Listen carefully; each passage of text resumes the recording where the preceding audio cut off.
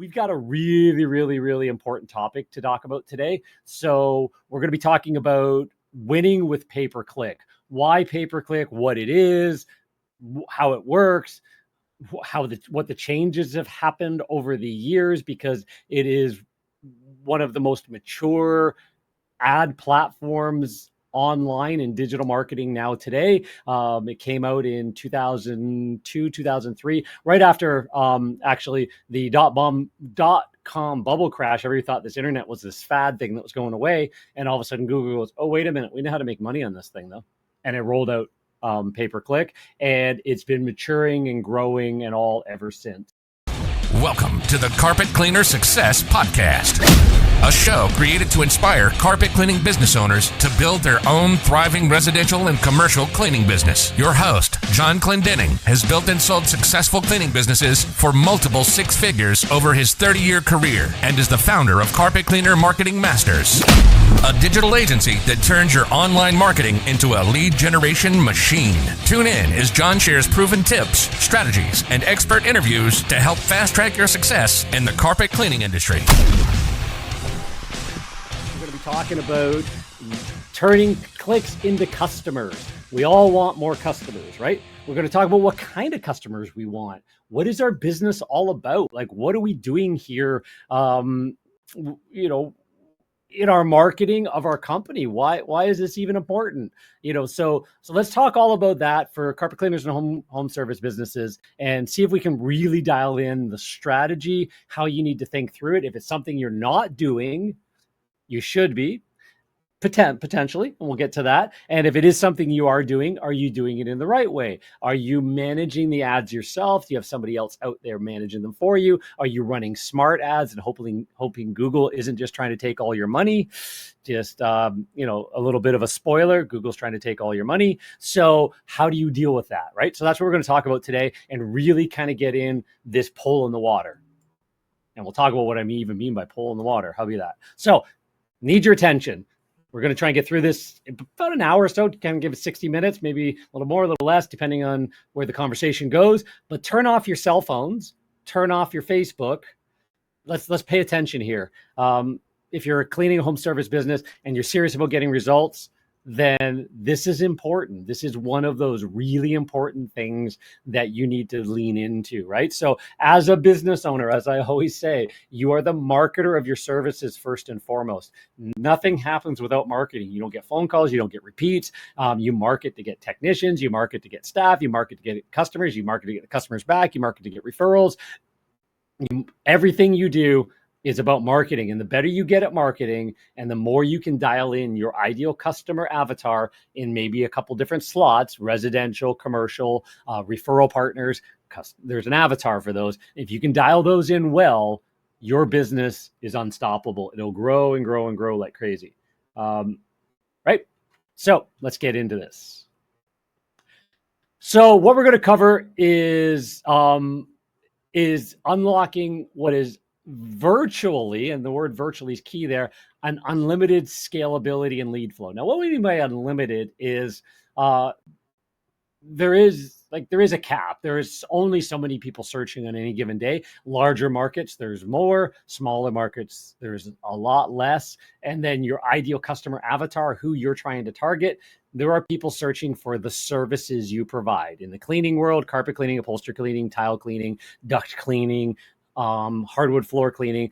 Commercially, maybe less people searching. There's just less search commercial businesses, and they kind of do things slightly differently, but there is still a search crowd there. It's still viable. So the whole idea is from clicks to cash. How can you generate a 3 times, 4 times, 5 times ROI, or what's even more important is actually think of it as ROAS, return on ad spend. So ROI, return on investment, ROAS, return on an ad spend. So those two terms sound the same, but they're slightly different. We'll talk about it a little bit as well, what that means when we get to that part. Optimize your pay-per-click campaigns to get the minimum cost per lead and the maximum ROI. So some people drive cost per click down, right? Way down, try and get the cost per click down. But if you're driving the cost per click down and you're not getting quality leads, or you're not showing up enough, maybe there's a room for improvement there, because really it's about conversion rate. because your cost per lead is how many people click, end up somewhere, and we'll talk about where that somewhere should be, and then their influence to reach out to you. Now that's a lead, that's a conversion, that's an inquiry, and your return on investment doesn't come from that. It's how many times can you convert those people into customers, right? So key metrics, KPIs, landing pages, campaign success, all of that stuff. So we're going to cover all of this in depth. This is going to be literally a masterclass on paid advertising.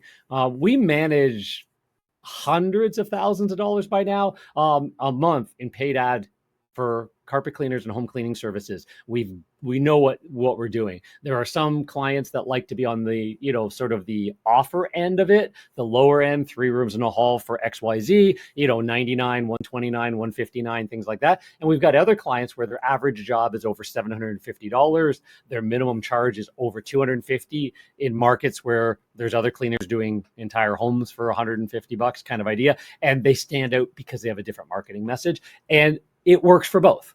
It's just there's changes and a way you need to kind of sift, sort, screen, and use the algorithm to your advantage. So we're going to talk about that. So who am I and why the heck should you listen to me? Actually, this is a bit of an old slide. I don't even know, like normally my little book's in the corner because, I wrote the book on internet marketing for carpet cleaning. It's right here over my shoulder, right? It's on Amazon. Pick up a copy if you want. It's $18 or so. You can request a free copy from us in the digital form if you don't mind reading on PDF version. We've got that available as well. So you can just kind of reach out to us and say, hey, John said I could get a free copy of the book and not have to buy the physical copy. As a person, I like the physical copies. I dog ear them. I mark all over them and stuff like that. But however you consume your content, right? Anyways, I have been in this cleaning industry since 1990, and I literally was still in high school. Started my carpet cleaning business in 1995 in a small town of 30,000 people and generated $100,000 the first year in business without the internet being invented. No yellow page ad because it came out in March and I started in May, and didn't know anybody because I'd moved to that town because I was a shy kid and I did not want to walk in the door of somebody that I maybe went to school with or something like that, somebody I knew. So I went to a brand new town where my sister lived and her husband who ran a computer store, and I rented the broom closet from them. And that's how I started my business. So from those humble beginnings, prior to that, I literally in high school started a window cleaning company, and then jumped into a janitorial company, and then eventually the carpet cleaning, and then grew from there. I've owned maid franchises, flood restoration companies. I finally sold the carpet cleaning company that started in 1995 in 2001 in the middle of the pandemic. As it mentions right here, for many, many, many multiples of revenue and that kind of thing, or of cash flow. Just because of the value of the company and the marketing we built, the database we built and stuff like that. So I've talked about this around the world. I've actually literally been flown around the world to speak about the customer experience and running marketing properly, thinking yourself as a marketer first as the key role of being the business owner. So, and that is game changer, right? So in your business. More importantly, I like to share things that we've done with our clients, making them number one, having them increase by 40%, 55% in a month, be dominated, show up number one everywhere, all of that kind of stuff, because I had to do it for my own business, learned how to do it, eventually build an agency out of it, Carpet Cleaner Marketing Masters, and that's what we do for others. So helpful. Again, hey, there's the copy of the book there on that slide. So also the host of the Carpet Cleaner Success podcast, where we interview vendors and industry leaders, and we also interview carpet cleaners. And if you ever want to jump on a podcast, if you've been in business for a while, and we'd love to have you jump on the podcast and be one of our guests. You can fill out a form and apply for that. It's really good for your business because you get lots of street cred and you got lots of sort of links back to your website from all of the content that we market out about the podcast, all the amazing smart things that you say. We market it out so other carpet cleaners can learn from all of us. We as a community. Clean Facts Magazine, part of the community for 30 years, right? So John Downey started it, got bought out by the ISSA. Good friend Jeff Cross is the editor-in-chief there. And in 2023, I was on the cover as one of the industry leaders of the year in the cleaning industry. And there's about a monthly chat that Jeff and I have for Clean Facts, ISSA, that are up on the web and all over their website. And Howard Partridge and I have done sessions together and other people we know in the industry and stuff like that. So I do my very best to give back as much as I can to the industry because I gained a lot from everybody else that did that. I do the same thing. What we do is we try and make our clients and the industry at large give away tons of free information to be the top cleaning brand, carpet cleaning brand in their local marketplace, so they can attract the best clients. They can charge the top rates and they can be booked out weeks in advance, right? So if you are the top brand, what we call the best known cleaner, if you're the best known cleaner in your marketplace, as Grant Cardone says, it's not about being best, it's about being best known.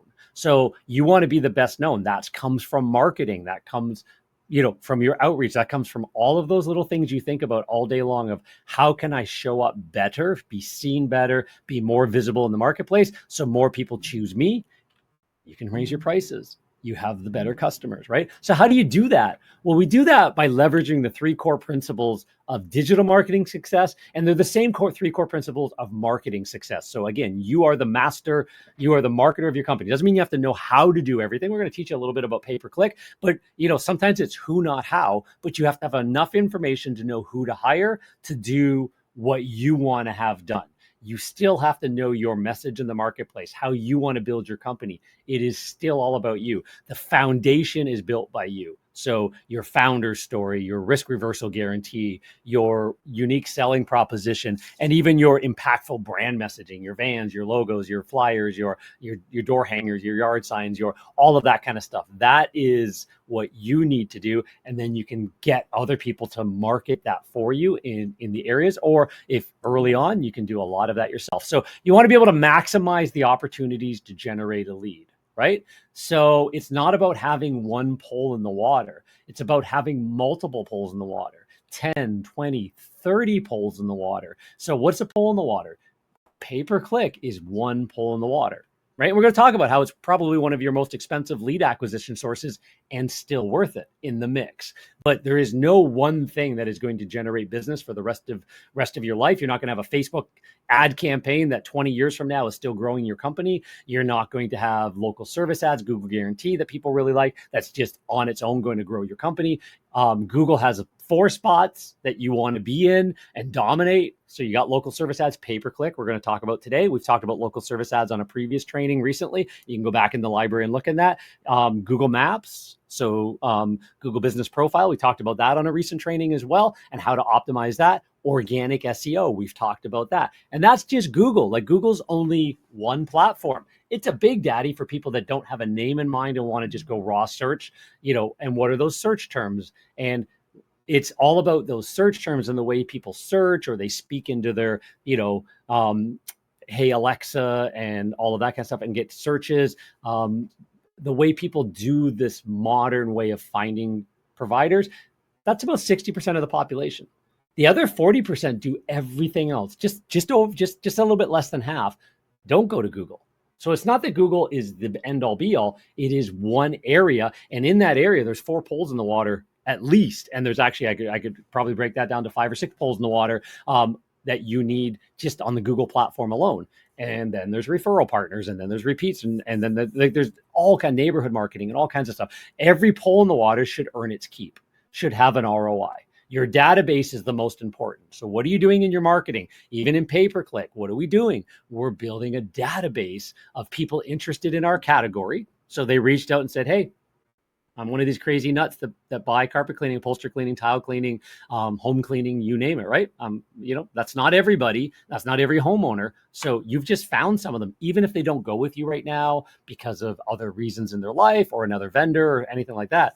You've just built a database of interested people that you want to stay in touch with. The ones that do book with you, the first cleaning is not where you make your money. In fact, I could show you how you could break even or even lose money on the first cleaning and turn it into a multi-million-dollar business on the back end, right? So, and we've done that. I coach on that. I teach on that. So we're going to talk a little bit about that as well. Why pay-per-click is good and how you can maximize the crap out of it and get so much more. So maximize the opportunities to generate a lead, maximize your brand impressions. So Google's got something called the ZMOT, Zero Moment of Truth.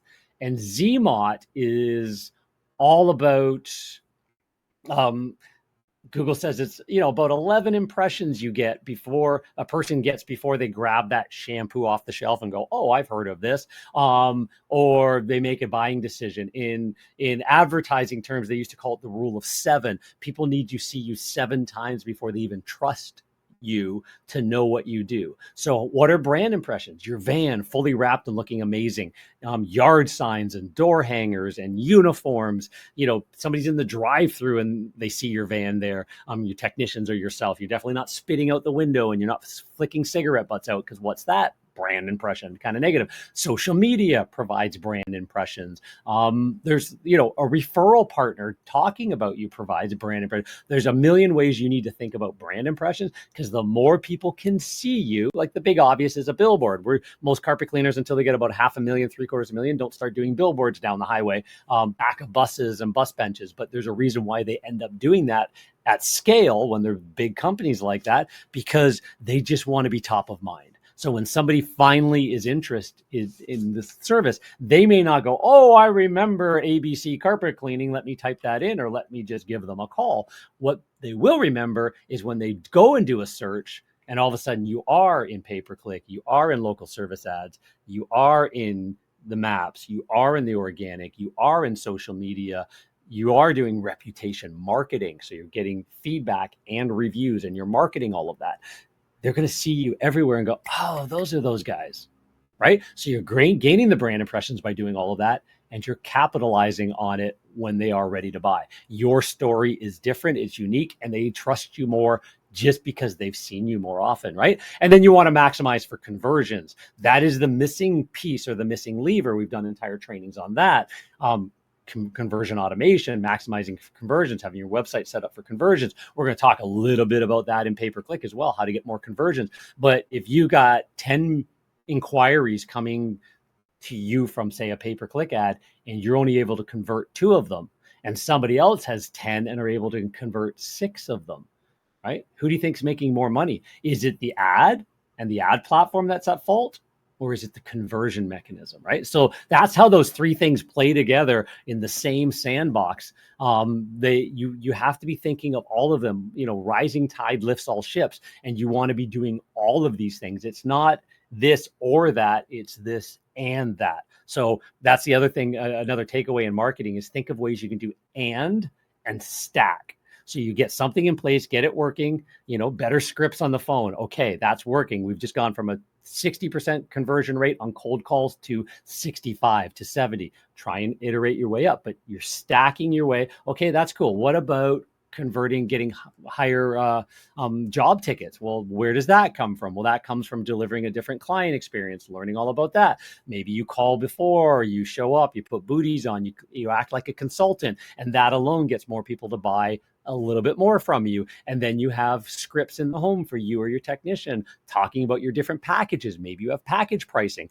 that gets you a little bit higher average ticket. Next thing you know, you're creeping up to some of these clients that have $750 average carpet cleaning ticket residentially in homes, where competitors are only getting $100 and $150. How did they do that? It wasn't magic. It was just slow and steady growth, thinking their way through it and doing that. So anyways, enough ranting on that. I hope you get the idea about that. But now, should PPC be part of your internet marketing strategy? That's the question you need to write down. Should PPC be part of your internet marketing strategy? I think it should be, right? So, but we're gonna tear this apart, and we're gonna see if you agree with me that it should be part of your internet marketing strategy. So by the end of this call or this training, hopefully you've got an answer for you on whether that it should be or not, right? Where does it fit? Well, it's part of our digital dominance method. There is actually a proven formula for growing a very successful, very, very profitable home cleaning service business, right? This isn't guesswork. There's a formula. If it takes you 1 year, you put it in place quickly. If it takes you 10 years, you kind of dabbled a little bit, dabbled here, didn't know enough, didn't learn enough, and kind of learned a little bit, did one thing, it kind of stopped working, you tried something else, and maybe at some point the light bulb went off. You read a book, you read the E-Myth, you read, Think and Grow Rich, you worked on your mind, you listened to podcasts, not just ours, but maybe Alex Hormozy, the game, Dan Kennedy stuff. I don't like a million places, right? You've learned and you go, oh my gosh, let me implement that. Oh my gosh, let me implement that. And eventually you get it. Well, that blueprint exists. So I spent 30 years trying to figure it out, coaching on it, training other businesses on it, learning it, adapting it. And once you get it figured out, it's just how fast can you implement? It's just speed of implementation. So digital dominance method fits right here as one of the visibility. So it's brand, authority, and visibility. That's all it is. You get your brand, right? Risk reversal guarantees, stuff like that, personalization, very, very hyper personalized about you. Your authority, you become the best known cleaner and you become more visible in your marketplace any way you can. And there's a series of things and there's an order, there's a hierarchy, right? If you do this before this, it works a little bit better, things like that. So there is actually kind of a stacking approach in that as well. So PPC is part of, Google local service ads, PPC, paid directory listings, Facebook ads, all part of that paid ad part of the mix. And it's just part of the mix. Anytime you're paying for a lead, it's going to be your most expensive lead, right? Period. You're paying for that lead. You should also have free sources of leads. You should also have repeats and referrals. You should also have nurturing. Takes your average cost per new customer acquisition and brings it down, right? The average inquiry, it comes down because you've got multiple sources. But we can talk about this one still making it wildly profitable on the front end and on the back end. So let's talk about that. So why PPC should be part of your internet marketing strategy? You can show up immediately, right? So you can pay, get on the platform, and have ads running in your marketplace by tomorrow, right? Will they be the best ads? Will they convert really well? We'll talk about that for the rest of the call, but you can show up immediately. You don't have to wait for, Google Maps has a lot more leads coming in from Google Maps than pay-per-click if it's done right, a lot more, but it takes time because you don't pay to be in Google Maps. What you do is you influence Google over time to be a better choice. And Google Maps has a proximity distance around where it knows your business is. So 10 to 15 miles before you maybe need to open a second office, right? There's strategies around that, but you can make your Google Maps very, very profitable. Pay-per-click shows up immediately. Organic SEO is the most profitable asset your business can have. If you're ranking organically for hundreds, if not thousands of possible search terms, you're going to get massive amounts of traffic. And if your website's built to convert, your organic SEO is going to be hands down 5-to-1 more leads and more inquiries coming in than paid ads and other sources, right? But it takes a long time to get your website to rank organically, and it takes a lot of effort and work. So constant content being put on it and understanding Google's EEAT algorithm and topical authority clusters and all of the things and the constant changing dynamics. Sounds like a lot. It is, but it's one of the most important things you can do. But you can show up immediately for pay-per-click while all of that's working in the background. And that's what we strongly recommend. You can show up as much as possible where your customers are looking. You can dominate. You can pay a little bit more if your back-end conversions are just nailed, really good. You understand scripting, you understand conversion. You've got great landing pages. Talk about that in a second. We'll show you some. Then yeah, you can just scale. Your competitors have a crappy landing page and very poor conversion in place. They might want to dial back their ads because they're going, this isn't working for me. I've only got 1 booking out of 10 inquiries. Everybody's a tire kicker, right? You're really good at converting. You're really good at scripting. You're really good at weeding out, sifting and sorting with the ad, with the landing page, with your voice, with your follow-up and all that kind of stuff. You're really good at converting the people that didn't say yes right away. You've got 6-to-1, 7 out of 10 booking with you. That's different, right? So you can show up where you want by dominating search, by paying more and choosing the zip codes, postal codes where you want to show up as well. So done right, you can show up in the right neighborhoods. You can show up for non-geo modified terms like the big granddaddies, carpet cleaning near me, area rug cleaning, upholstery cleaning, those big terms that take forever to rank organically and get in the maps for and in territories. Maybe your map listing is you're down over here. say you're in a small town right next to the big town, you kind of get the golf course area of town. Hopefully you're close to your ideal clients. That's ideal within that 10 to 15 mile radius. But what if you want to show up over here? Or what if the rich people are over here? Right? What if your ideal customer target avatar is actually in a different part of town? How are you going to show up there? You're going to open an office there? Well, maybe that could be a strategy worth talking about, right? That's why we do strategic consultations with people and say, hey, what is your strategy? How can you grow? What are you looking to do? And what are avenues that help you online and offline? That could be one of them.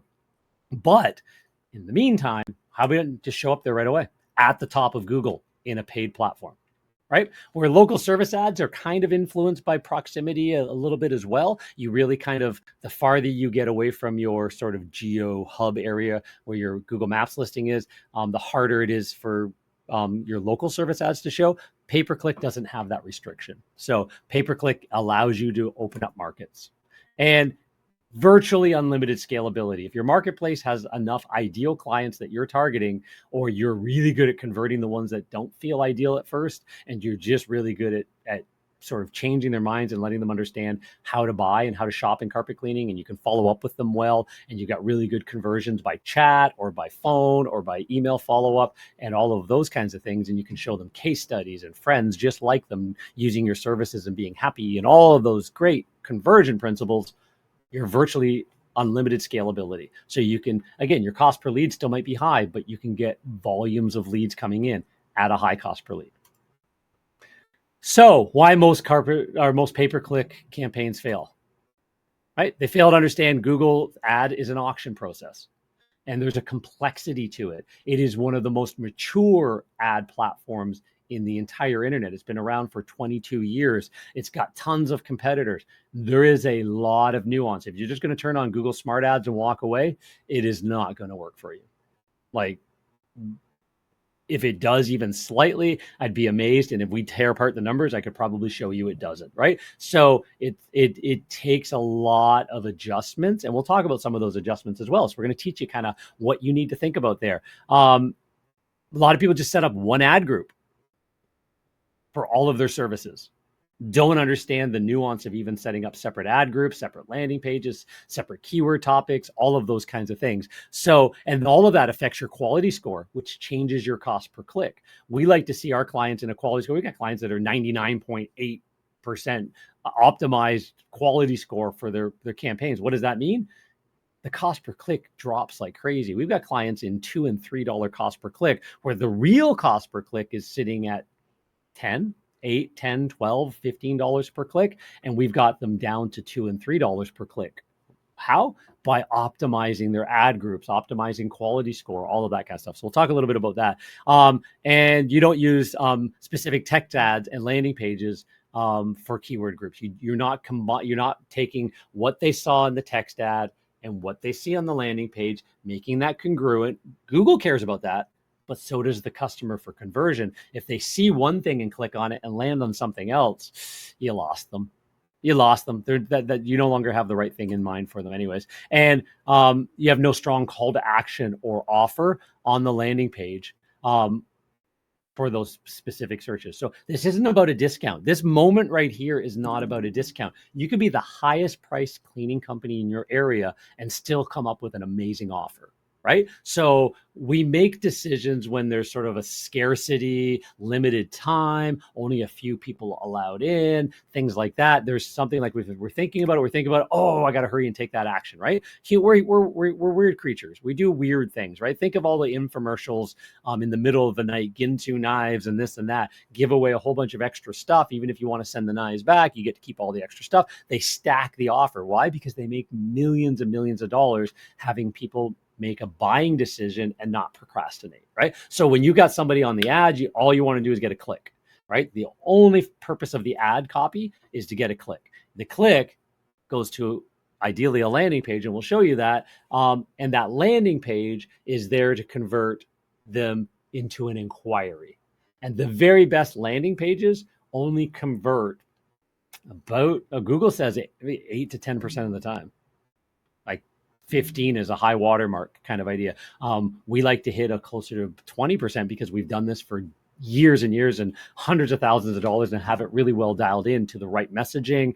But we still split test every single day. We've been split testing for years, and we still split test every single day. We've got a control that works, and we're testing variables. And all of a sudden, if one starts beating the variable or the control a bit, we scale it up a little bit higher and back this one off. And if it's still beating it, we scale, and next thing you know, boom, we've got a new control, and we go again and do that across hundreds of carpet cleaning customers, and again, tens of thousands, hundreds of thousands of dollars in ad spend per month.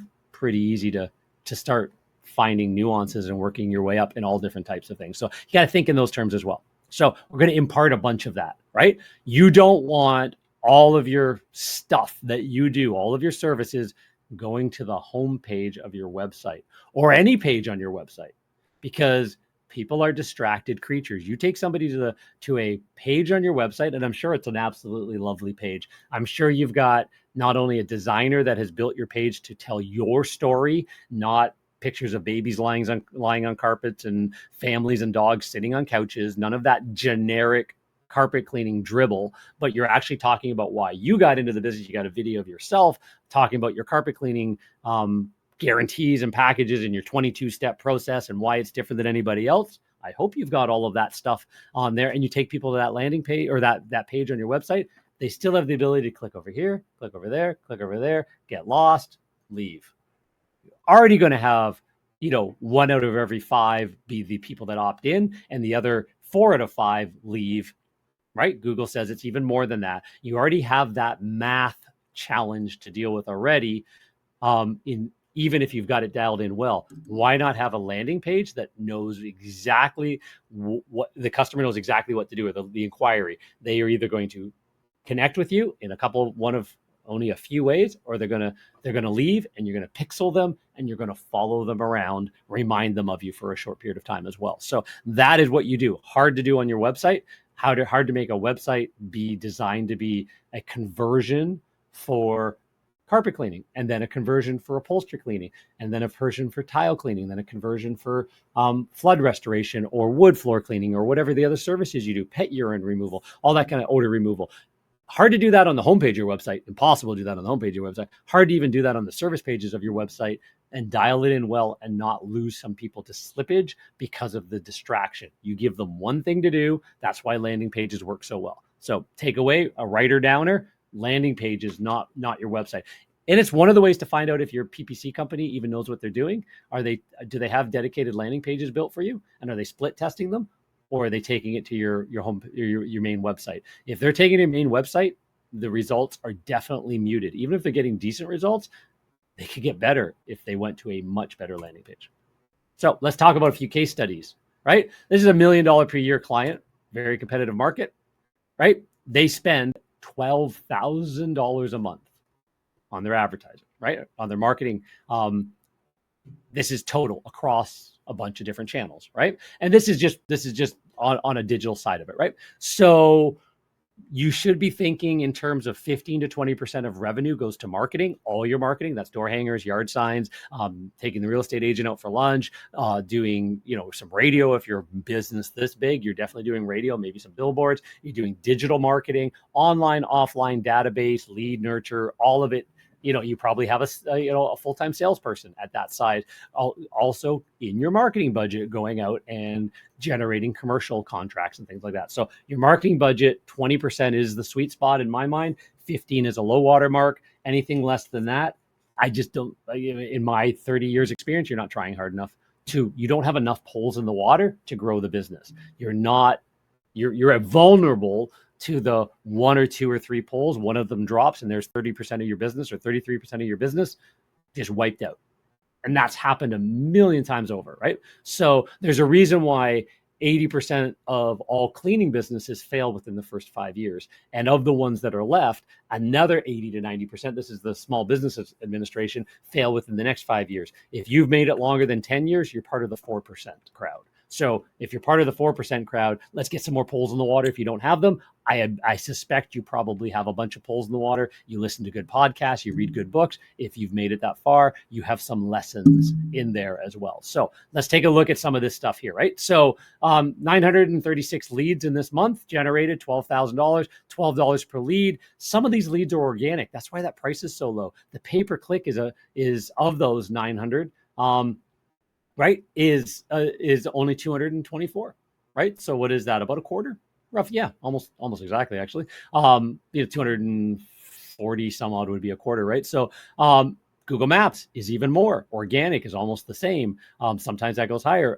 It depends on different places. So, and this PPC is paid ads. Again, mostly on Google, but other places as well. So, what is this? Here's another one, the same one here, the pay-per-click, 224 leads. The total PPC investment was $9,000, $40 cost per lead. So we saw $12 because of the blended across all of those sources, some higher, some lower. You don't want to turn down 224 inquiries, right? Just, I don't want to pay $40 a lead. Why not? What's your average job? If your average job is $400, you're paying 10% to get a phone call. If you book half of them, you bought a new customer for $80. If your average job is only $200, that now instead of a 4-to-1 ROI, you've maybe got 2.5-to-1 ROI. Is that good?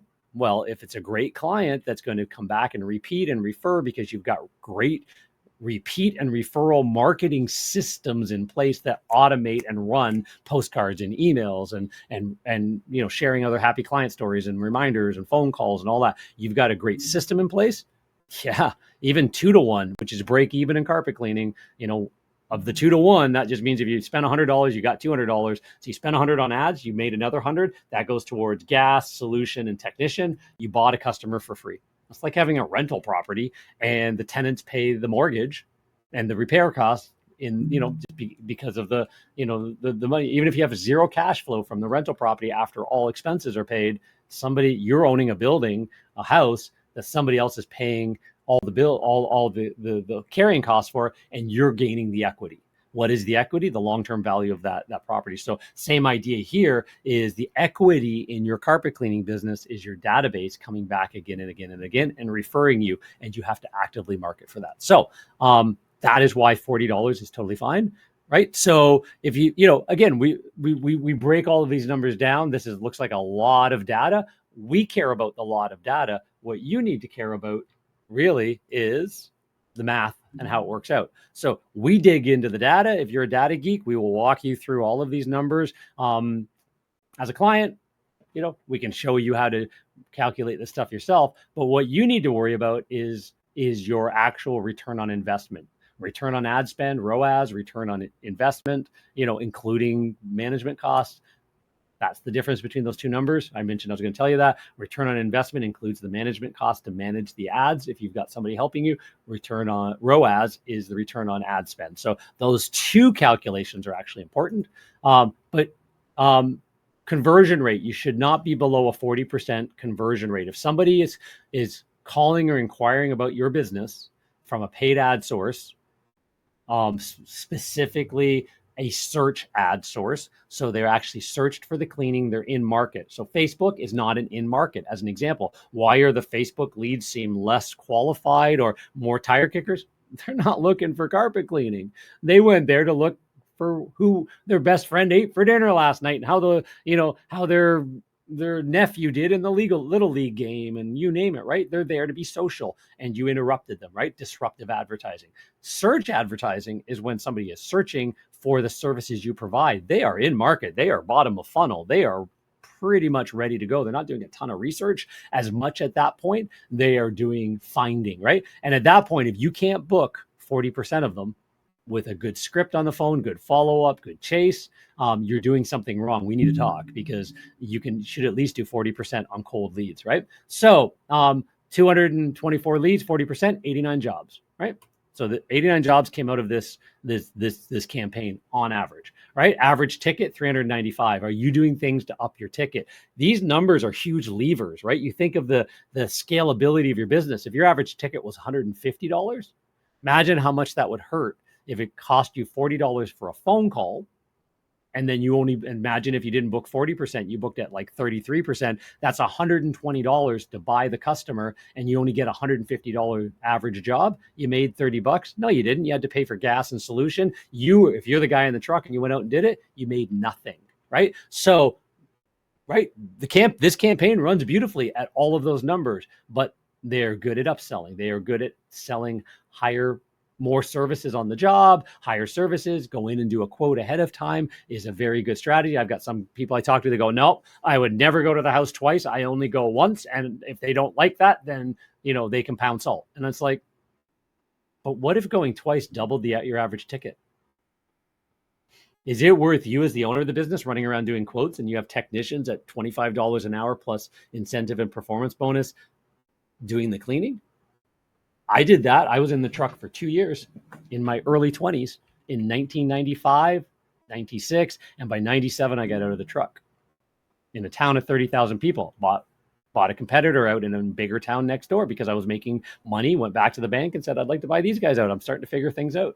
And my banker, Mike Ray, remember to him this day, said, John, give me a business proposal. I just have to be good at writing business proposals. Back from high school in business class. Did that, got the money, bought the competitor out or the other business out in the other town because I had systems in place, right? So these are the kinds of things we're talking about here. Average ticket should go up, right? You should be learning how to sell for more and more and more. So $395, not that far off. If you're going, John, I'm $500, okay. This isn't your bin. What is your conversion rate? Legitimately. Not your repeat customers, that should be 100%. Not your referrals, that should be 90, 95% done right.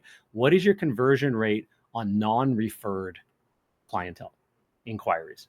On the people that have not used you before, first-time clients. What is your conversion rate and what is your average ticket on those, right? So $35,000, right? So $400,000 a year, just if every month is about the same, of their $1 million business just comes from this alone, right?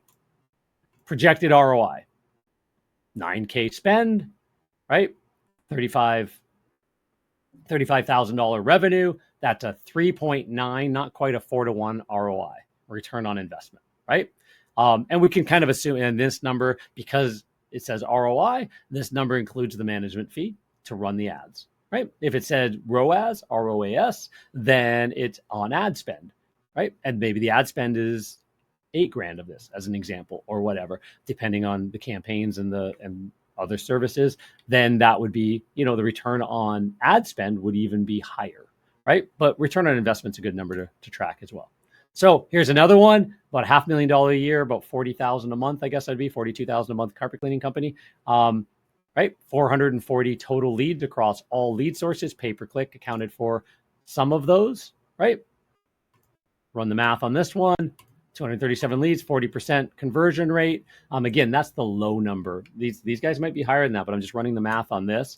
And 94 bookings then, $275. Again, watch this, a little bit lower average job ticket. Maybe it's a slightly depressed market. Maybe the average household income is 60,000 and not 90,000 or 100,000 like other areas, right? So maybe there's a little bit, their prices are a little bit lower. Maybe your ability to upsell other services a little bit less, that kind of stuff. It doesn't make it bad. It just means it changes your math, and you've got to know your math. As a business owner, we need to know how to do business math, right? So you buy a book on it, you listen to a couple of audio tapes on it, you figure it out. You don't know it until you know it, and then once you know it, you never not know it, right? So 94 jobs, 275, $25,000, still not bad, right? Return on investment, 6.7 to 1, right? So again, depends on the ad spend, depends on the average cost per lead from the lead sources, right? Maybe this marketplace has a much lower cost per click, much lower cost per lead. And again, it just really depends on how the math figures out. So you need to know your own math. So what did you learn here? What are some of the key insights? Did you learn, you got to know your conversion rate per different type of ad source. You got to know where the people come from, right? I'm going to show you ways of tracking some of this stuff. You've got to know your average, your average job is good. Even better is track it all the way through to the final, the final total and bring it back. Sometimes you'll find that different advertising sources have different like levels of revenue that they generate. Maybe you're watching it where you're your average job, or you generate sort of $15,000 for every 50 bookings you get from pay per click, and all of a sudden drops to 10. Where did that other 5K go? Like you're running along month by month by month. If you're not tracking that, you don't know that maybe the technician isn't doing his job anymore, or maybe there's something different that's changed that you need to tweak the data, figure out from the data. So what did you learn? What did you notice? How are you thinking through this for your own business? So think about that. So how to set up your pay-per-click, you structure your pay-per-click campaigns to get the minimum cost per lead or inquiry and the maximum return on your investment. Let's talk about the structure now. Let's actually get into the nuts and bolts, right? A bit of the, in football terms, the blocking and tackling, right? Conversion tracking is a must, and feed the beast. What does that mean? Google is the masters of AI. I know there's OpenAI, ChatGPT, there's Anthropic, Perplexity, Claude, there's AI. Google invented data mining at an extreme level for this whole digital age, right? We know that Google has so much data on everybody about everything. And what Google does with that data and what you can use to feed Google's AI, Google's ad algorithms now they are algorithms, they use AI, they try and determine who to show your ads to. So what it needs first is a statistically, that's a hard word to say, statistically significant amount of data. If you've got one person that came through, clicked on one of your ads, went through to your landing page, filled out a form, or say they picked up the phone and called, and then they became a customer.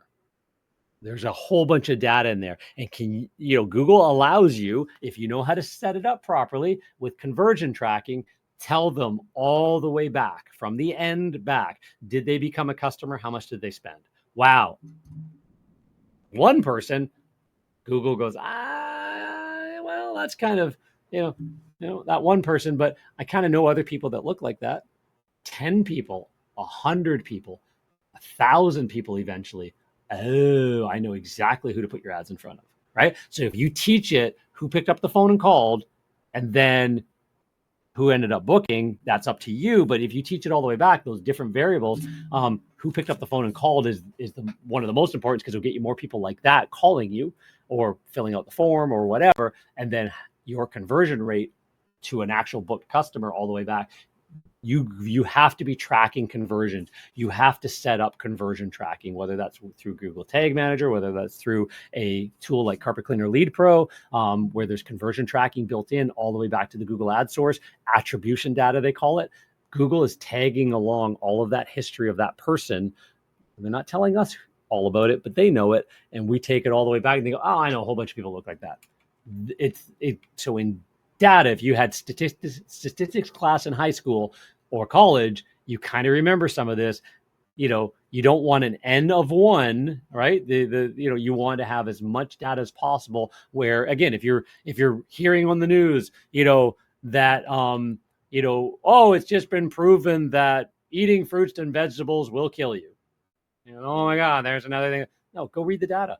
I taught myself how to read those reports. I go back and find the report. If I go, that's hogwash, I go find the report. Yeah, that was 12 people.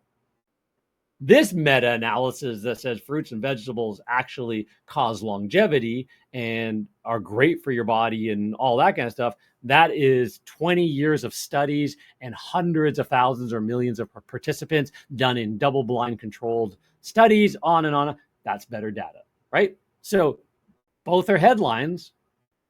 Which one can you prove? Well, that's the same idea here. You got to have the data. Your campaign must be broken into smaller groups, ad targeting the various services. So you want your broken down by services and even some nuances in that services. Like, again, commercial carpet cleaning versus residential carpet cleaning could be those. There's different even inside the group, but you definitely don't want carpet cleaning and area rug cleaning to be in the same group. A lot of people do carpet and rugs. You don't want upholstery cleaning in the same group. It's a different crowd. It's a different landing page. It's a whole different hierarchy. So you want to make sure you have that. You want to make sure you have a strong understanding of the keyword match types. And we're going to talk about that. There isn't just keywords. It's not just keywords. If you get this wrong, it's painful how bad the campaigns will run. right? And you don't want to forget about negative keywords. Huge. Every single day, somebody should be looking at what generated clicks and calls and all that stuff and manually adding negative keywords, right? At least once a week. You need to be writing compelling ads that resonate with the customer and entice them to click. This is, I don't know if any of you are old enough to remember this. I certainly do. I used to watch infomercials and thought they were hilarious and amazing and learned marketing from watching infomercials and got kind of geeked out on marketing. I didn't watch them to buy the stuff. I watched them for the way they were using influence, right? I was just fascinated and I was listening for words. And I'd read a book at one point about neurolinguistic programming from Richard Bandler. Anyways, the father of hypnosis and NLP. And I went, let me hear these people doing that, right? So again, I'm a geek to the marketing thing, have been since I was like 18, 19 years old. So decades now, right? And I still read books on that and go to master classes and training and YouTube and all that kind of stuff to figure out that kind of stuff. Anyways, there was a guy by the name of Don Lapre. Don was so good at it, he ended up in jail. And he did. But he was the guy that taught you how to use tiny classified ads to make millions of dollars. And it was his tiny classified ads was the way he always said it, right? That's all pay-per-click is. It's just tiny classified ads. And there's a method to influencing people with a headline and a few short words, right? You want to leverage ad extensions. So there's things that you can do to make your ad stand out. We'll show you what those look like. But if you're not using ad extensions and add-ons, they now call them assets. If you're not using ad assets, you're missing the boat. It doesn't cost you anything extra, and you get way more visibility on the page. And you want to have visitors land on solid, well thought out pages that are built to convert. And you want to do ongoing split tests and tweak and have that control that we talked about and do all of that. That is proper marketing. Read the book by Claude Hopkins, 1921 Scientific Advertising. Still the number one book on understanding advertising and the nuances of building ads, right? Why did I, as a carpet cleaner, read a book from a guy in 1921? Because I wanted to learn how to be better at what I did, even just a little bit. And it allowed me to have very successful businesses and consult for major franchise networks because I started to learn this stuff and it started to become fun. The clouds open up and I went, oh my gosh, I can now see, I can see the trees and not just the forest. So don't think about spending another penny until you have conversion tracking in place. Seriously, if you're running pay-per-click ads and you don't have conversion tracking, if you're not feeding the beast, if you don't know what the outcomes are, you're not tracking the numbers, pause. How do you even know it's working? And my guess is it probably isn't. If you're not feeding the beast with the data of who's actually the best ideal client and they're calling you, it's not, the algorithm is not, your AI is not your friend anymore, right? So conversion tracking essentials, dynamic number swapping. So what is that? When somebody lands on a landing page, the number changes because it came from an ad source, right? And that number, we use number pools, as we call it, keyword pools. So we not only know that they came from a paid ad, we know which keyword they came from. This person came from this keyword, that number changed, right? So you really only need in carpet cleaning, about a 4-number pool, because what it also allows you is when this one person shows up, if this other person's on your landing page and they both call at the same time, they see 2 different numbers. It teaches Google which person did what, because you send that data back based on that unique number, right? So number pools, dynamic number swapping, it's just a JavaScript. It just, it changes the number. In Carpet Cleaner Lead Pro, we do this, but, CallRail, there's a couple other companies we've used as well over the years that do this as well, but it's call tracking, right? So you want to make sure you have that. And you want to be able to also track organic, right? So the only people that should see your real number is maybe on the side of the van, unless you want a different number to find out how many people called because of the side of your van.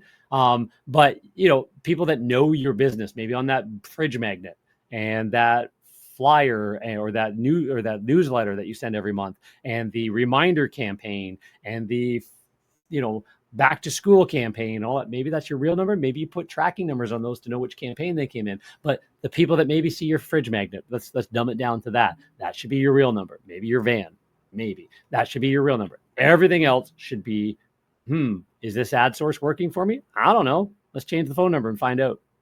Right. So, and you can determine all that. Keyword pool, just mentioned that as well. Swapping so that you can track all the way back to the keyword and the campaign. So you actually know what's working and you can teach the algorithm and you can decide to scale the things that are working, get rid of the ones that aren't, and lower your cost per click. Right. Really cool strategy. Web form tracking. You want to make sure that every web form that's filled out tracks back as well. And conversion tracking built, you determine which ad group, because again, by ad group, right? So we want to follow that tracking all the way through. Most important KPIs, key performance indicators. What was your total spend? Right? That's a key number to know. What was your average cost per click? Good number to know. Average cost per lead, call, web form, chat, inquiry. In carpet cleaning, you're probably looking in most markets between $25 and $55 per lead, per inquiry, right? So it might be $10 a click, $5 a click, but you need 5, 6, 7 of those clicks to get one phone call. There you're in that 25 to 35. Upholstery cleaning in some markets can be a little bit less. In other markets, it's actually the same as carpet cleaning. So, and wood floor cleaning tends to be a little bit higher. Duct cleaning tends to be a little bit higher. Tile and grout cleaning tend to be a little bit higher.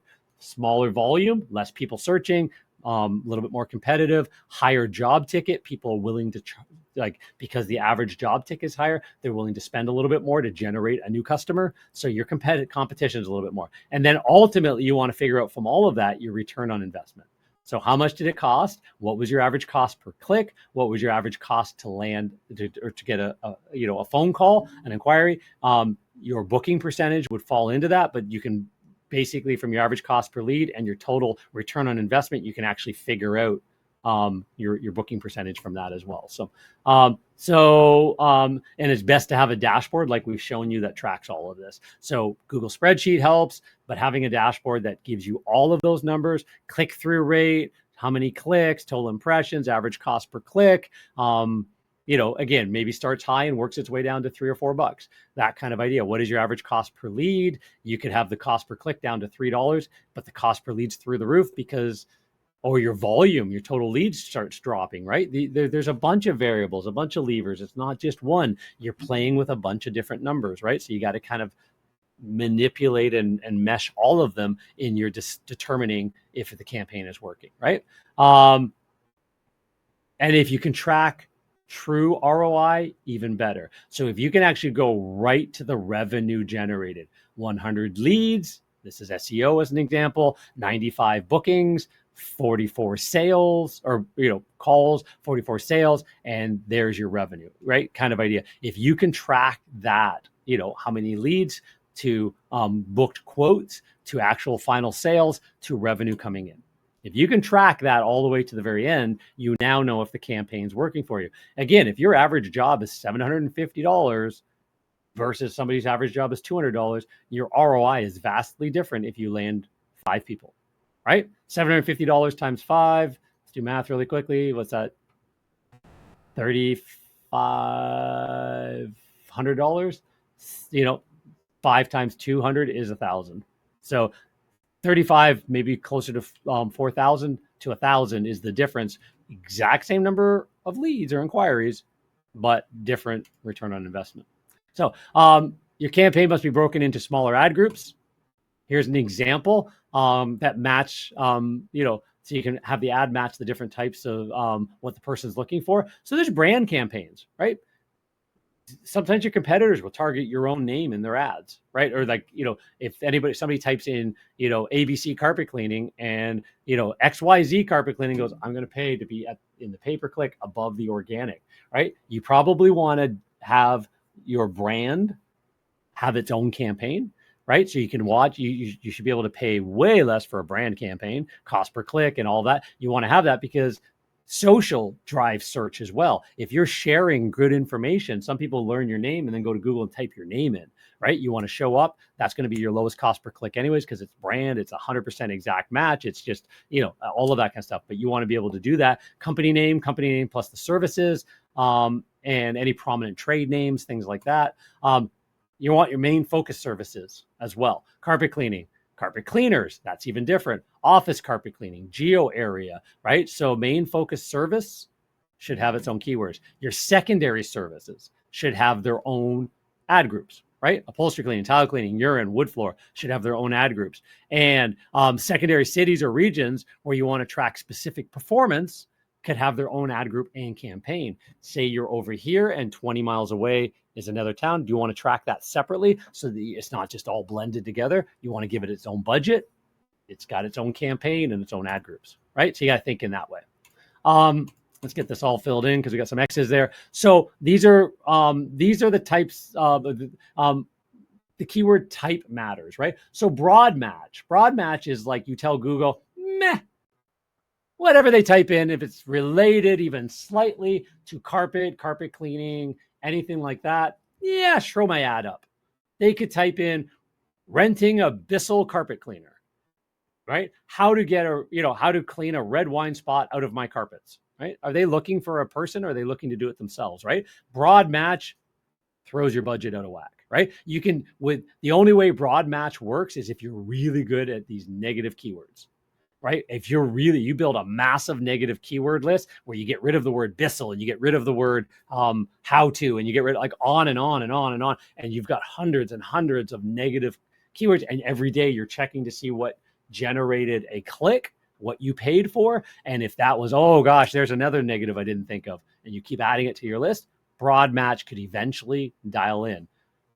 Google had something called modified broad match, and then they had phrase match, and then they've got exact match. And what they did is they combined modified broad and phrase match together about a year and a half, maybe 2 years ago now, somewhere in that range. So it kind of down here, we show the difference a little bit. So before phrase match, affordable moving services in New York City, where New York corporate moving services, New York City corporate service to Boston, right? So this phrase match would have gotten that. The broad match modifier would have actually expanded that a little bit. So phrase match, it kind of had to have the phrase in it. Didn't have to be at the beginning or at the end, but it kind of had to be in that structure, in that same order, but could have other words around it.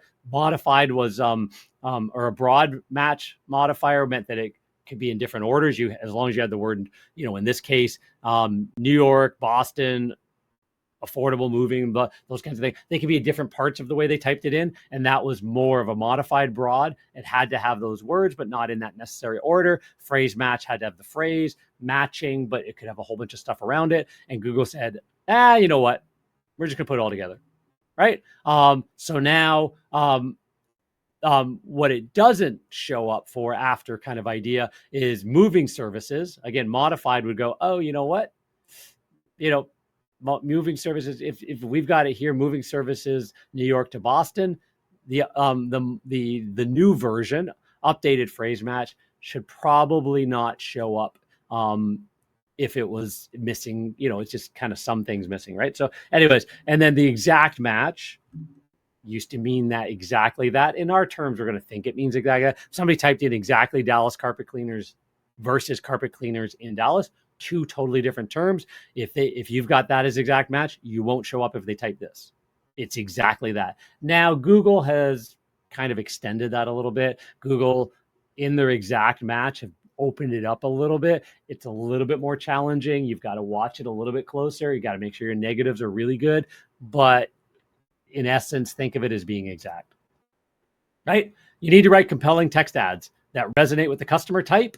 So who is your ideal customer avatar? Who are you talking to? Are you talking to a busy housewife who has, kids that go to dance and karate and all that kind of stuff and has, too little time to care about it and just wants it done right? Does she care about it being eco-friendly, dry quickly? Does she want the inconvenience of wet for days? Does she care about just being the cheapest or being the best, with, great reviews and, 40 years in business and all that kind of stuff? Who is your ideal target customer and what do they care about? You need to know that. We talked about that in other trainings about knowing their fears, their desires, their wants, their needs, and create that customer avatar, because now it fits into your ads. So less is more in pay-per-click because it is a tiny classified ad and there is a limit to characters in every section. And if you're doing it yourself, you'll learn that. The headline has a limit, the body has a limit. You want to tell exactly what you want them to do. If you have a special offer for the service that they're searching for, even better. And you want to give them one decision, call, chat, web form, and push for it. Don't offer them too many options to stray from your site. So I want you to reach out to us. Again, one decision is reach out to us, right? Here's the channels we give you, right? Pick one, right? But it isn't do this, download that, go check out our videos. No. It's one thing. Reach out to us or bugger off, to be polite. So make your ads pop with call extensions. So call extensions, you can put your phone number in. It's not your phone number. It's actually Google puts their phone number. And if somebody sees the ad and doesn't even click on it, but they call that number, it counts as a click. Google gets paid. They put a number in there. Turn on call extensions. They work.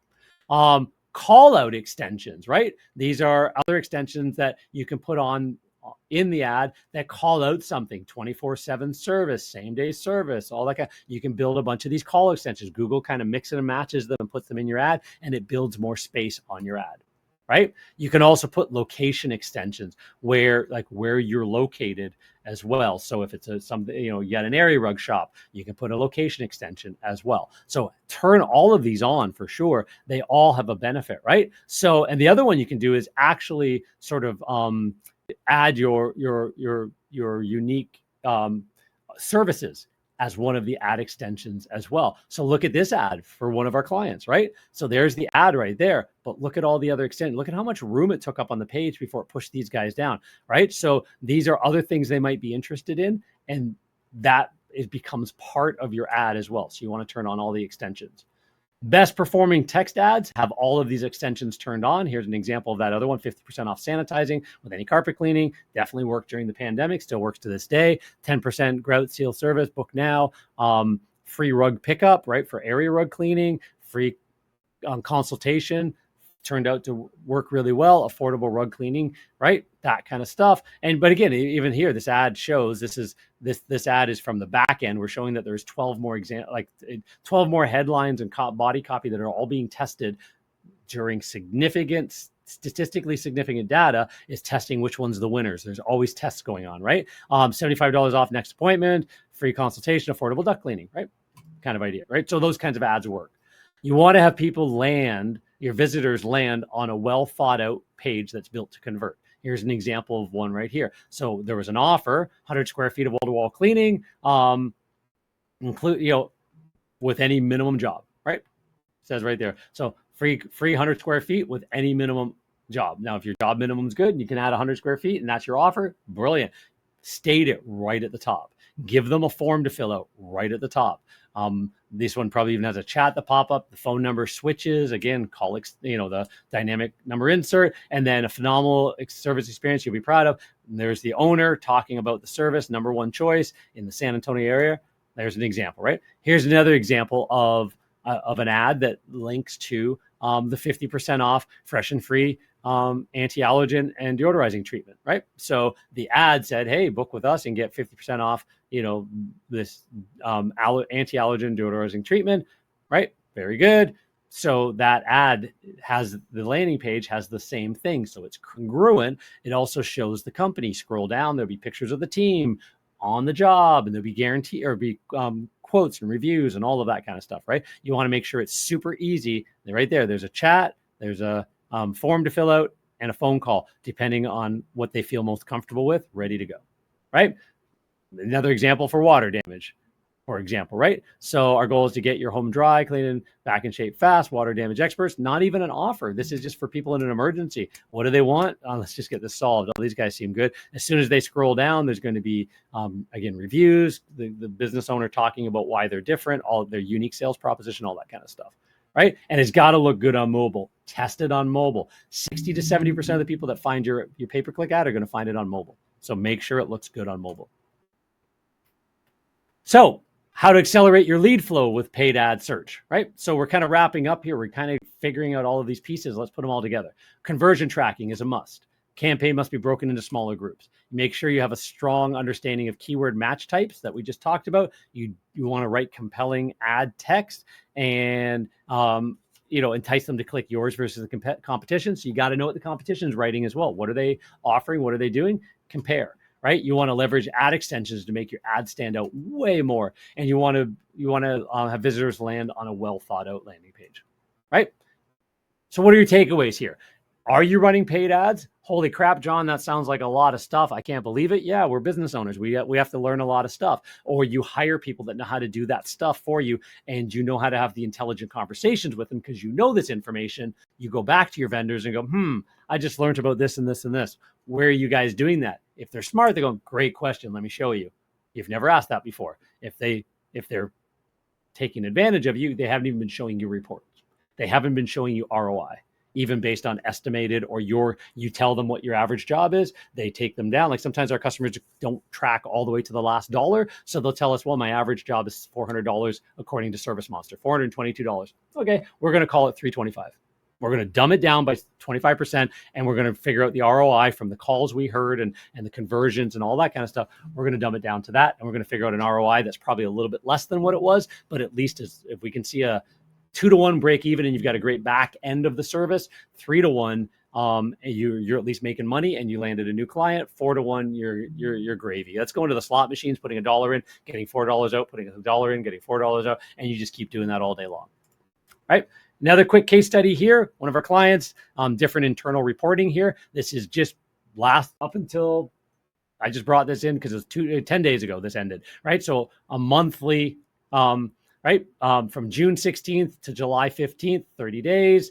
This is the ads they ran. They had a $3,286 ad spend.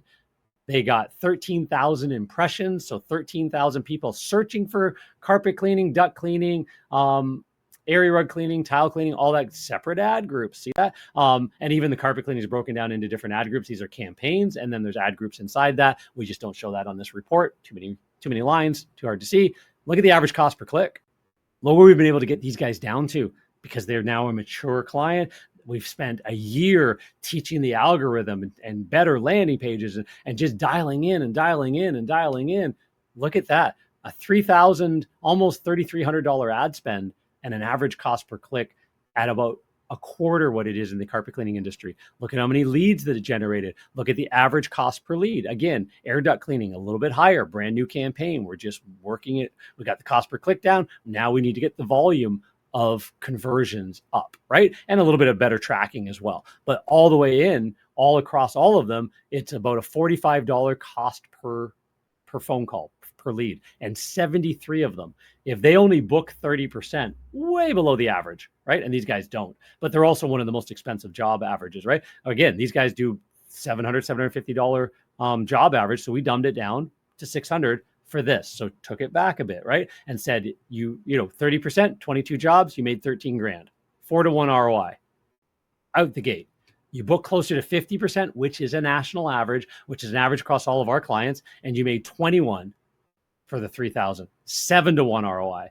High watermark, if you can actually book 75% now or a month, 2, 3 months from now with good nurturing, Carpet Cleaner Lead Pro, following up the people that didn't book, maybe by this time next year, they come back to you. They don't have to go back to an ad because they didn't like the other guy and they chose you, whatever, you're just dripping on them. All of a sudden, you're now at a 75% close rate over time, 10-to-1 ROI. You don't get 10-to-1 in pay-per-click without a lot of sophistication, right? But even a 4-to-1 ROI is amazing. So ask your PPC provider these questions. How much of my budget will go to ad spend versus management fee? Ideally, it should be separated out. You should know this is my total ad budget. Management fee is different. Some of the old yellow page companies like Marketing 360 and other ones like that, they blend it together. Oh, it's $800 for pay-per-click. How much is management? We won't tell you that, right? What type of tracking will be put in place? Do you do AdWord call and web form conversion tracking? If you don't have web and call tracking, it's a major disadvantage, and you're not teaching the algorithm, right? Will you delineate PPC calls versus organic calls? Are you telling me the truth? How will you track our key performance indicators? Will you provide a live dashboard? Will you be setting up specific landing pages? You got to ask all these questions. Do you do split testing of ad groups? Will you be leveraging all of the ad extensions in my ads? Look at how intelligent you now sound when you're asking your pay-per-click providers that you have if they do all these things. We obviously do all these things for our clients, or we wouldn't be telling you to ask these questions. But make sure your ad team does that, because there's a lot of times where they'll show you that you've gotten a whole bunch of conversions, but unfortunately, there's a difference when you're doing conversion tracking. There is a difference between doing conversion tracking as a single, which means that the first time that lead comes in, they're counted as one. The next time they're not counted again, and every lead that comes in, like, or every inquiry, because if they come back to the ad and click on it 2 or 3 times, all of a sudden, or if they call the phone number, right? They click on the ad, they come to the phone number, and then they come back, they bookmark the page, they have it open, they come back and call the number again, they're thinking about it, whatever. And all of a sudden it looks like a second conversion, looks like a third conversion. You better be tracking the right information as well. And that was one person. So what makes some of our ads better, right? We split test. We split the campaigns into strategic ad groups. Like we talk, you should be doing that. We set up conversion optimized landing pages. We set up conversion optimization, calls, web forms, all through Carpet Cleaner Lead Pro. We tie it all the way back. If we can get the data from you guys, if you're entering in the actual final job total in Carpet Cleaner Lead Pro, it actually works its way all the way back to the ad platform as well. Google, Facebook, all of those kinds of things. So we know how many calls, we know what keywords generated the call. We're in there every day. We're doing deep dives in the campaign every week. We're doing negative keywords. We're waiting for statistically significant data, 1,000 impressions, 500 impressions to make decisions, how many clicks to make decisions, how many conversions to make decisions. So for each ad group, we set up multiple text ads. Again, you saw in those examples earlier, 12 of them were running at the same time to rotate, and the best converting one wins, goes to the top. The other ones we start testing new groups, right? And we provide the data on monthly video calls and in our dashboard to be completely transparent, right? So conversion tracking for us looks something like this, and all the call recordings are available and stuff like that.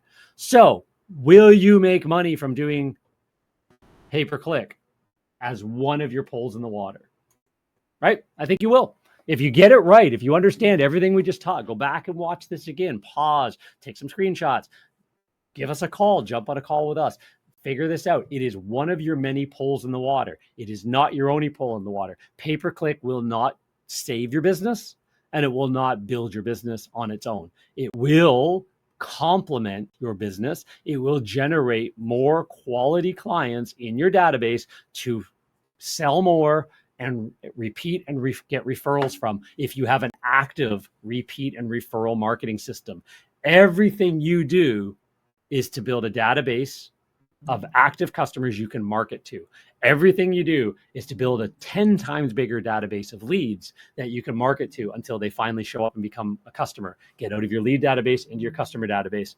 Everything you do is also about building referral partners and strategic partners in the marketplace. If you build those 3 lists and you understand that that is the asset of your company, referral partners, inquiries, lead list, and active customer list, residential, commercial, you can break them down in different groups, but right. And we also broke our main lists, our residential customers, into A, B's, and C's. A's were the customers that, holy crap, they're going to call back multiple times a year. Off-white carpet, off-white upholstery, off-white area rug, off-white dog, off-white tile. The woman answers the door and she's in a pair of white pants, and like it's just like, everything is about clean and tidy and bright and all that kind of stuff. And they live on a golf course, or they live in, that kind of idea, 3-car garage. One of them's a Tesla. One of them's a Hummer or Mercedes or whatever, right? Those people are going to use you more often. They're going to have friends that they're going to tell you about you. If you deliver a remarkable experience, you look good, you smell good, your van looks good, your equipment looks good, you don't leave a rat nest behind, you put booties on when you walk in the door, you do all of that stuff as well. You charge twice as much as your competitors for that because you're delivering a client experience. They don't care if your cleaning's $400 or $700. They literally don't. They don't care if they spend $1,000 or $1,500 on the cleaning, because think of the percentage of income that is. It's a very small percentage of income for somebody who's $150,000, $200,000 household income, right? Much different than somebody who is $40,000 a year, $30,000 a year household income below the poverty line and just wants to get rid of the baby puke. different type of client, right? So anyways, you can target those well in your marketing, and you can build a great marketing plan around it. We call it the best known cleaner. It's tying it all together. Paid ads is just one piece, a better website, SEO that builds that asset, social media, reputation, having your marketing, not management. You market your reputation. You get feedback from customers, not just reviews. You get some Google reviews, Yelp, Facebook, all that kind of stuff. Better Business Bureau, Chamber of Commerce, anywhere that they can leave a review, Angie's List, all that kind of stuff. You get them to do that, but you get them to leave feedback internally, privately, about what they liked and didn't like about your company, what they want you to sell them next. You do all of that. You mix all that together and you create an omnipresence marketing system that helps you digitally while your vans and your door hangers and your yard signs and the real estate agents and interior designers and flooring stores and maid services that you take out for lunch or you meet up with and work your referral program with. You can see how this all just ties together. Everything just works in concert with everything else. You tell happy client stories, good before, during, and after stories. You go into Facebook groups and you share out all the great love that you do. You write blog posts, or you have blog posts being written every single week by you, even if you're not the writer, ghostwriter, to help build your authority in the marketplace. You post on Instagram and Facebook and LinkedIn and Twitter every single day, and Google Maps, all of it together. And you are now the best known cleaner in your marketplace, and it isn't that expensive. Right? So if that makes sense, we call it our digital dominance program. You can go to our website, how it works, go down that page, you'll learn all about it. You can go through our training library and go back through some of these other master classes and learn all about it. Or you can jump on a call, right? I charge $500 an hour to do consulting in the industry. And we tear apart this. Businesses, we help businesses. We can do full day workshops with businesses and stuff like that. I offer an hour of my time to the industry, as many hours as I can while still trying to run my business and live a life. A couple hours a week are set aside, 1, 2, sometimes 3 slots to get on a call and talk about your business, right? Is there something we can help you with? Is there something you need to do before we can help you? We only can work with certain types of clients anyways. So how do you get from lower end to hustle your way to be, at this point where you can scale and move past that? What are those things? We can talk about that. We put our research team to work figuring out where you are in the marketplace, what your competitors are doing, what you're doing, what are the gaps. It's called a gap analysis. Pretty simple, right? Where are you? Where do you want to go? And what's the gap to get you there? What are you missing? What are the pieces that are doing well? What are the pieces that aren't doing well? Can you start filling in that gap? You fill in that gap, you learn the pieces that you don't know in your head, you work on that 90% of what happens, which is between your 2 ears, and off you grow. So carpetcleanermarketingmasters.com/schedule. If you're serious about growing your business, carpet cleaning, maid service, home cleaning service, if you're serious about growing it, we're serious about having a conversation with you, helping you, even if right now is not the right timing, and there's not something that we can do for you and help you out in the services that we do. We do a sort of a holistic approach. Maybe you're not ready for that, whatever. We'll know. We'll have that conversation. We're still here to help. So hopefully you got something out of this. Hopefully this made sense. We're talking about pay-per-click as one of the poles in the water. We went really deep. We went for an hour and a half. Like some of these calls we're trying to do in an hour. I knew this was going to be a little bit longer one, simply because of the depth of the information that needs to be imparted and how it is a data job, right? So, right, it's not just about running smart ads. Oh, I tried pay-per-click. It didn't work. Did you try it? Did I teach you anything, show you anything? Maybe it didn't work. Is the vendor you used this sophisticated? Do they really understand it? Or do they just kind of hope you don't understand enough that they can take your money? Right? We don't know. So, but yeah, let's have that conversation at some point if it makes sense. And otherwise, I really, really appreciate you guys showing up and learning. If you're watching this on replay, then pause, go back, just study this stuff. Jump on our podcast, listen to that. If you want to be a guest on our podcast, it really helps you in your local marketplace. Reach out to us. We'd love to have guests. We'd love to talk to more and more of you. It just share in the whole community. Really, really help this carpet cleaning and home cleaning service business just uplift more and more. So anyways, with that, I bid you a fond adieu. Thanks so much for jumping on today. And yeah, we look forward to chatting to you some point in the future. Take care, everybody.